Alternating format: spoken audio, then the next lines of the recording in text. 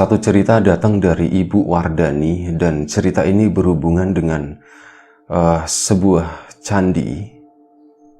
Dan ya, sebelum kita lebih jauh ke dalam cerita, seperti biasa, gue pengen ngucapin banyak-banyak terima kasih buat kawan-kawan subscriber semuanya. Terima kasih buat kawan-kawan yang udah kasih support, udah kasih dukungan. Terima kasih juga buat kawan-kawan yang udah ngasih like, udah nge-share ke yang lainnya. Gak lupa juga terima kasih banyak buat kawan-kawan yang udah ninggalin komentar, juga kawan-kawan yang udah join jadi membershipnya Lapak Horor. Terima kasih banyak semuanya. Baik, kembali ke ceritanya Bu Wardani. Jadi kejadiannya udah cukup lama ya, sekitar tahun 2006. Waktu itu Bu Wardani sama suaminya udah memiliki 2 orang anak. Anaknya juga udah cukup gede-gede, yang satu SMP, yang satu masih SD. Nah, waktu itu Bu Wardani memang udah punya rumah sama Pak Haryono suaminya. Udah punya rumah, tapi rumahnya itu rumah di komplek dan rumahnya itu relatif kecil gitu. Kebetulan keluarga mereka waktu itu lagi dikasih rezeki lebih, bisa nabung lumayan banyak. Akhirnya mereka pun memutuskan untuk Bu Wardani sebelumnya ngobrol sama suaminya Pak Haryono tadi. Pak, aku pengen, ini kan kita lagi udah ada rezeki ya Pak ya. Kita kan ini anak udah mulai gede-gede dan butuh rumah kayaknya yang lebih besar. Gimana kalau misal kita bangun rumah lagi Pak, kata Bu Wardani. Oh ya udah, enggak apa-apa Bu, kalau emang duitnya udah cukup, kata suaminya ya. Akhirnya apa? Setelah mereka ngobrol diskusi secara matang, mereka pun mulai nyari tanah. Dan waktu itu memang ada 2 pilihan. Satu, mau balik ke perumahan lagi dengan dana segitu, dapat rumahnya juga kecil, nggak terlalu besar. Atau kita mau milih di perkampungan dengan dana segini, lumayan tanahnya itu lumayan luas. Akhirnya apa? Diputuskan ya udah kita di kampung aja, toh fokus kita memang pengen punya bangunan yang lebih besar kan, kata si suaminya gitu. Akhirnya mereka pun nyari di perkampungan dan dapatlah sebidang tanah. Dibelilah tanah tersebut dengan harga yang ya nggak murah juga, harganya mahal, tapi setidaknya lebih murah dari tanah-tanah yang ada di Kapling atau tanah-tanah di komplek perumahan begitu. Dibayarin tanah tersebut. Udah selesai segala macam prosesnya, akhirnya rumah tersebut pun dibangun. Setelah 3 bulan proses pembangunannya dikebut, akhirnya rumah itu pun selesai. Bu Wardani dan Pak Haryono setelah ini pun akhirnya memutuskan udah Pak, kita langsung pindah ke sana aja. Mereka pun pindah, tetap diikuti dengan adat istiadat, budaya, kepercayaan agama setempat atau yang dianut oleh mereka berdua. Mereka pun ngadain acara selamatan, minta keselamatan mau menempati rumah baru ini, semoga nggak terjadi apa-apa, dimudahkan rezekinya, selalu diberi kesehatan, diberi keluarga yang harmonis, anaknya yang pada soleh dan soleha, bener semuanya kayak gitu ya. Banyak doa yang dipanjatkan dan akhirnya alhamdulillah acara selamatan itu pun selesai. Mereka pun mulai secara resmi menempati rumah tersebut. Diawali dengan bersosialisasi dengan tetangga, harus ngapalin nama-nama tetangga baru kayak gitu. Ini kayak jadi sesuatu yang menyenangkan juga buat Bu Wardani itu ya. Akhirnya apa? Udah mereka pun tinggal di sana. Awalnya itu normal-normal aja, sebulan 2 bulan itu baik-baik aja, nggak ada masalah sama sekali. Cuman memang waktu itu Bu Wardani awalnya nggak ngeh ya. Jadi dia itu selama tinggal di rumah itu sering nyium bau-bau wangi-wangian aneh. Jadi bau-bau kayak semacam dupa seperti itulah. Entah bau kemenyan, entah bau dupa, yang jelas identik dengan bau-bauan saat orang atau masyarakat itu lagi melakukan sebuah ritual keagamaan atau ritual kepercayaan seperti itu. Ya awalnya cuman kayak gitu doang, bau wangi, oh mikirnya dari tetangga atau dari manalah kayak gitu. Karena memang di kampung tersebut juga masih identik dengan hal-hal seperti itu. Banyak yang masih bikin sesajen di hari-hari tertentu, banyak yang nyalain itu tadi kayak dupa-dupaan, wangi-wangian, tujuannya apa kurang tahu juga masing-masing ya. Nah awalnya dipikirnya tuh seperti itu, oh mungkin ini bau dari tetangga atau gimana. Hampir setiap hari bau itu tuh kecium, terutama saat malam hari menjelang. Suaminya pun ternyata sama nyium bau itu, dan terjadilah sebuah obrolan yang secara nggak sengaja mengarah ke sana. Bu, ini Bapak tuh sering nyium bau ini ya Bu ya? Loh, Bapak sama, ternyata nyium juga ya Pak ya? Iya, sama Pak, Ibu juga sama sering nyium bau itu, kata si Bu Wardani. Terus kira-kira dari mana ya Bu ya? Ya nggak tahu Pak, mungkin dari tetangga kali ya, nggak apa-apa sih, enak sekaligus ya mungkin bisa buat ngusir nyamuk juga, kata Bu Wardani. Tetap berpikiran positif ya, sampai gini. Keanehan-keanehan selanjutnya itu mulai muncul setelah mereka menempati rumah tersebut sekitar 3 bulan. 3 bulan lebih, udah melewati masa 3 bulan, masa percobaan di sana ya. Disitulah mereka itu mulai mengalami hal-hal yang agak sedikit janggal. Jadi suatu sore pernah nih, Bu Wardani di rumah sendirian. Suaminya itu masih bekerja di kantor, belum pulang. Anak-anaknya juga masih pada sekolah, nggak langsung pulang ke rumah, katanya mereka main ke tempat temennya dulu. Sekitar jam 4 lebih, setengah 5 begitu, hari lagi musim hujan. Hujan itu deras banget di luar. Bu Wardani ya nggak mikir apa-apa, dia tuh nggak mikir yang takut, banyak geledek segala macam, nggak, sama sekali nggak mikirin ke sana. Dia tetap santai di rumah gitu, nonton TV waktu itu, nekat. Jadi begini, awalnya hujan, itu banyak geledek, giliran geledeknya udah berhenti, TV-nya tuh dinyalain lagi, tadinya sempat dimatiin, dinyalain lagi santai di ruang tengah begitu ya. Tiba-tiba Bu Wardani itu kan hari udah sore, hujan deras, otomatis kan di luar itu juga agak gelap, mirip-mirip kayak wayah-wayah surup begitu, menjelang maghrib, menjelang senja kayak gitu. Nah, samar-samar di tengah bunyi hujan yang deras itu, Bu Wardani itu mendengar kayak ada orang yang ngobrol di depan rumah. Dan jumlahnya tuh nggak cuma satu, ada beberapa, ada yang ketawa-tawa juga. Bu Wardani awalnya dia cuek, dia cuma diem aja.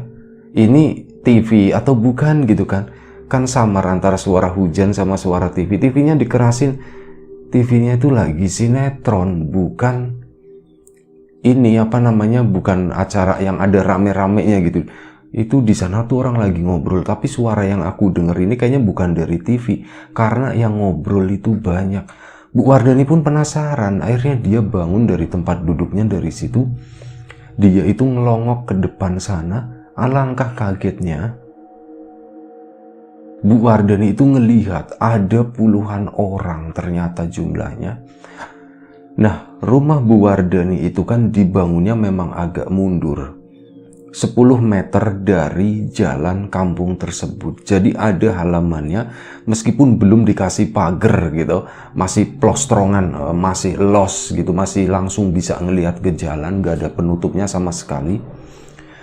Nah, di situ Bu Wardani itu ngelihat ada puluhan orang lagi berdiri berbaris berjajar, nggak terlalu rapi juga. Mereka itu masing-masing pada bawa kayak ini loh. Kawan-kawan mungkin bisa bayangin kalau misal orang Bali lagi mau mengadakan upacara apalah ya tertentu, mereka itu kan kayak bawa sesuatu ya, entah ada buah-buahannya atau apapun itu, kayak semacam sesajen. Nah, itulah yang dilihat Bu Wardani itu seperti itu. Bu Wardani itu di daerah Wonosobo.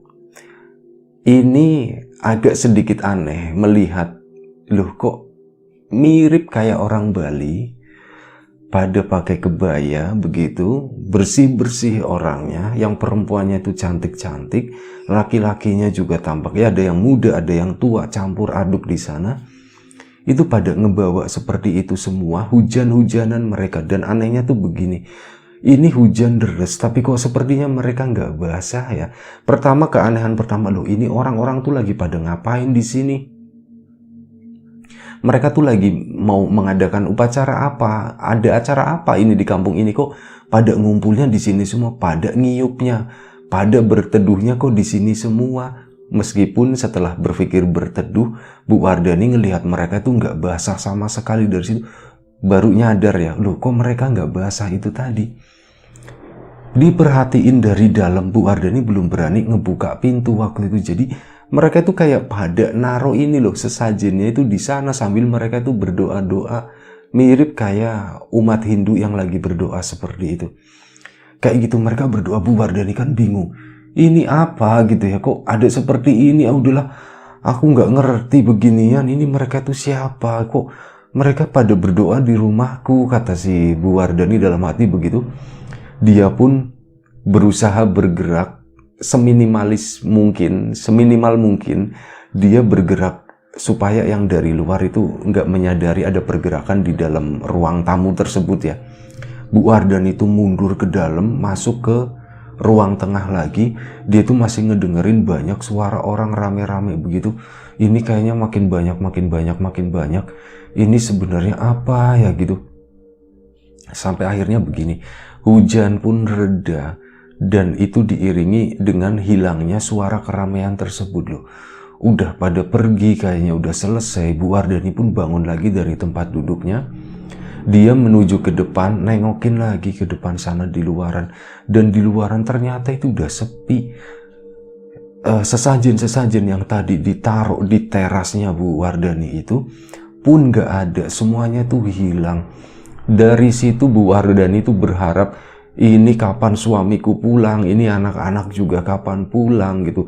Aku mau cerita, intinya begitu ya. Udah mulai ada kayak rasa takut seperti itu. Dan ditunggu kurang lebih sekitar 15 atau sekitar jam 5 sore barulah mereka itu pulang. Pertama anak-anaknya pulang. Assalamualaikum, waalaikumsalam. Bu, kenapa Bu? Ibu Wardani itu duduk di ruang tamu di sana sendirian sambil diem doang gitu. Waalaikumsalam, dan mukanya tuh tegang, anaknya ngeh gitu kan. Bu, ibu kenapa Bu, kok duduk di sini sendirian? Itu TV-nya di sana nyala. Bu Wardani langsung ngeles, iya. Ibu lagi nungguin kalian datang, kalian ditungguin gak pulang-pulang. Ibu di rumah takut sendirian. Lo tumben ibu takut. Emang kenapa Bu? Iya, tadi ada sesuatu, kata Bu Wardani. Loh emang ada apa Bu? Ya udah kalian bersih-bersih dulu deh sana. Nah anaknya pun ngejelasin, maaf ya Bu, tadi aku tuh udah mau pulang, cuman karena hujan deras ya jadinya pulangnya agak sore Bu, nunggu hujan reda dulu. Iya enggak apa-apa, kata. Nah anak-anaknya pun bersih-bersih di belakang, ada yang mandi, ganti pakaian segala macam. Suaminya pulang. Pak, iya kenapa gitu? Pak aku mau cerita. Lo cerita apaan? Kata suaminya. Tapi udah Pak, kamu bersih-bersih dulu deh sana. Akhirnya apa? Suaminya pun bersih-bersih. Nah setelah selesai menjelang maghrib atau udah menjelang sore itu tadi udah hampir gelap. Di luar itu udah mulai gelap. Ngumpullah mereka di tengah. Bu Wardani pun udah nyiapin makanannya, udah diangetin dari siang. Mereka semuanya pada makan di ruang tengah di sana, bukan di meja makan, tapi di ruang tengah di depan TV di situ. Bu Wardani pun cerita di sana, Pak, sama ke anak-anak juga. Ibu tadi tuh ngalamin hal yang aneh. Kenapa? Nggak tahu Pak. Ibu ngerasa rumah kita itu kayak candi Pak, gitu maksudnya. Loh, kenapa kayak candi gimana? Banyak orang yang berdoa apa di depan rumah kita di teras itu. Loh maksudnya gimana, ceritain. Akhirnya Bu Wardani pun ceritain secara detail apa yang dia lihat, apa yang dia alami waktu itu.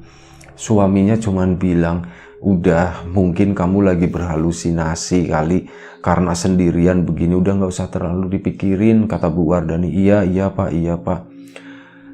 Malam itu pun Bu Wardani udah mulai sedikit lupa gitu ya dengan kejadian tersebut. Nah keesokan harinya anak-anak itu udah pulang, sama kondisinya tuh sore jam 2 siang anak-anaknya udah pulang di rumah semuanya, suaminya tuh masih di luar sana. Hari kali ini mendung, belum hujan. Sama kejadiannya tuh sekitar jam setengah 5 sore. Udah mulai gelap karena hujan tadi. Mereka lagi di sana, lagi ngumpul di ruang tengah semuanya. Anak-anaknya tuh lagi pada belajar. Bu Wardaninya tetap nonton sinetron seperti sebelum-sebelumnya. Di situ kedengeran lagi ada suara orang berisik. Bu Wardani kan langsung gitu ngasih kode ke anak-anaknya. Coba kalian tengok ke depan, kata Bu Wardani. Loh Bu, memang kenapa Bu? Itu ada banyak suara, kata si Bu Wardani. Iya ya Bu ya, banyak suara ya Bu ya. Satu anaknya pun nengokin ke depan sana sendirian, langsung lari balik lagi. Bu, itu yang diceritain ibu kemarin, katanya begitu. Yang kemarin yang orang itu pada beribadah itu. Iya Bu, itu di depan rame Bu, pada kayak gitu Bu, orang pada beribadah di sini, kata anaknya. Akhirnya apa, anak satunya pun juga nengok ke sana. Iya Bu, bener Bu, bener. Mereka bertiga, Bu Wardani karena udah ngelihat yang sebelumnya ya, dia pun nggak berani. Udah nggak apa-apa, biarin aja, nanti juga selesai sendiri, nanti juga hilang sendiri. Mereka bertiga diem aja di sana mendengarkan apa yang dilantunkan oleh orang-orang tersebut yang menurut Bu Wardani dan keluarganya itu mereka itu semacam sedang melakukan ritual ibadah tertentu begitu. Itu mereka menggaungkan doa-doa gitu ya, yang Bu Wardani sendiri itu nggak ngerti. Mereka tetap diam, udah biarin aja, kita hormati mereka lagi beribadah. Apapun itu gitu ya. Itu manusia atau bukan, kita hormati, kata Bu Wardani. Udah kita diem aja, nanti kita cerita ke Bapak, nanti malam nunggu Bapak pulang ya, kata Ibu Wardani. Iya Bu, iya Bu, iya Bu. Mereka bertiga pun udah di sana kurang lebih sekitar 15 menit. Suara-suara itu lambat laun makin menghilang, suasana pun jadi hening lagi. Mereka bertiga memastikan ke depan lagi dan ternyata di sana udah sepi. Sepi, bener-bener sepi, dan gak ada bekas kaki sama sekali. Berarti bukan manusia ya, Dek. Ngobrol sama anaknya. Iya Bu, aku yakin kayaknya juga bukan manusia Bu. Apa kita nggak sebaiknya nanya ke warga Bu, nanya ke Pak RT atau apa gitu. Iya juga ya, bener juga ya, nanti deh nunggu bapak kamu pulang. Sampai akhirnya jam 5 sore bapaknya, suaminya itu pulang. Pak, langsung disambut dengan cerita seperti itu, begini Pak. Bapak coba tanya deh Pak ke Pak RT gitu, ada nggak sih beneran seperti itu, takutnya kenapa-napa gitu, rumah kita itu malah dijadiin rumah ibadah kayak gini kan, kitanya nggak enak Pak, kitanya kan takutnya salah atau gimana gitu kan. Ya Bu, nanti selepas maghrib lah, nanti Bapak kesana coba tanya Pak RT. Singkat cerita, selepas maghrib suaminya pun keluar ke sana sama Bu Wardani berdua, anaknya minta ikut gara-gara takut di rumah sendirian. Akhirnya mereka berempat keluar semuanya, datang ke rumahnya Pak RT yang memang rumahnya nggak terlalu jauh, sekitar 5 atau 6 dari rumah mereka itu. Pak RT, nuwun sewu, saya tuh mau nanya, di sini tuh ada ini nggak sih umat beragama atau apa yang suka melakukan ritual seperti ini Pak RT? Setahu saya sih nggak ada, kata Pak RT-nya. Begitulah, nggak ada ya Pak RT. Emang kenapa? Akhirnya suaminya cerita begini.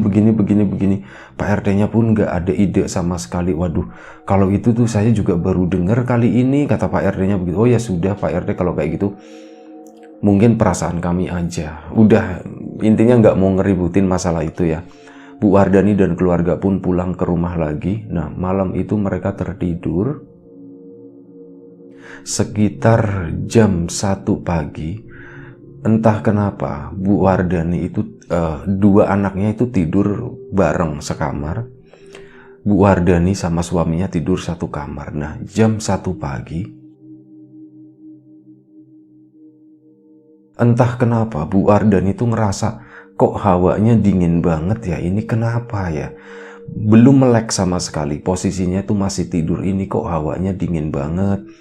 Sampai akhirnya Bu Wardani itu narik selimut yang tadi posisinya itu udah di kaki, diambil lagi begini, tapi kondisi matanya tuh masih merem waktu itu. Setelah ngerasain ini kok dinginnya tuh nggak hilang-hilang gitu, kok ini dingin banget, kok banyak angin berhembus. Perasaan di kamar ini tuh nggak ada kipas angin, nggak ada AC, semuanya tuh masih kosongan, cuman angin-angin doang. Tapi apa iya angin dari luar yang menembus masuk ke angin sekencang ini gitu.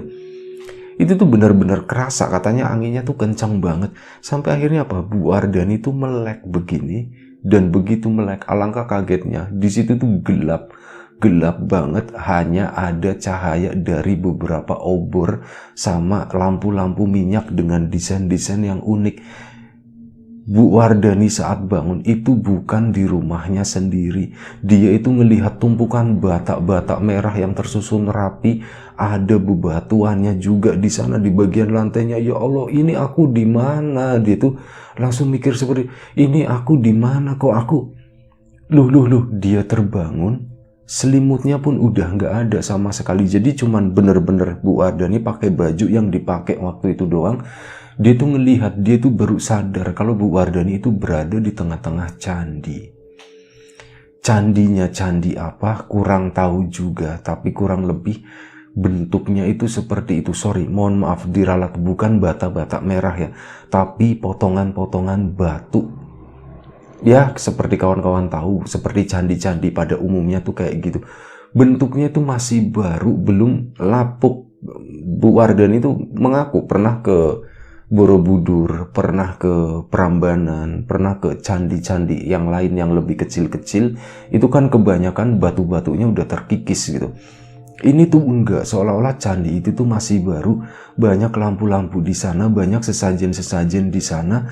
Bu Wardani pun bangun, dia tuh tidur kayak di atas sebuah altar seperti itu.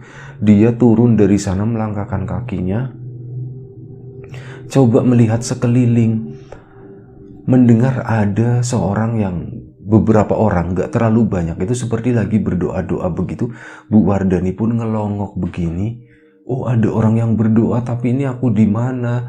Bu Wardani di situ tuh sempat nangis, dia tuh ketakutan, aku pengen pulang katanya begitu.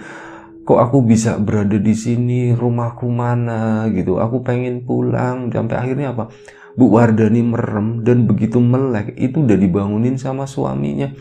Bu, kamu lagi ngapain di sini? Jadi Bu Wardani itu posisinya udah jongkok, nutupin mukanya sambil nangis, berada di ruang tamu tersebut. Bu, kamu ngapain di sini? Kamu habis ngeliat apa? Langsung dipeluk suaminya. Ya, Papa, untung aku bisa pulang, Pak. Dulu kenapa? Sini cerita. Di ruang tengah, duduk di sana. Anak-anaknya pun kebangun gara-gara ngedenger ibunya tadi nangis gitu ya. Kenapa bu, Pak? Tadi ibu bangun kok berada di tengah candi, Pak, kata si Bu Wardani tersebut. Waduh, kata suaminya juga bingung ya, tengah candi ya Bu ya. Gimana bentuknya Bu? Ya bentuknya begini kayak candi-candi yang lain Pak, tapi ibu nggak bisa ngelihat bentuk utuhnya itu seperti apa. Ibu cuman kayak seolah-olah berada di tengah-tengah candi di situ. Ibu kebangun ngedengar ada beberapa orang yang lagi melantunkan doa, terus ibu nangis jongkok begini aja, minta ibu dibalikin ke rumah gitu. Dan alhamdulillahnya begitu melek, ibu itu udah sampai di sini. Bapak yang iniin tadi, ada bapak ya gitu.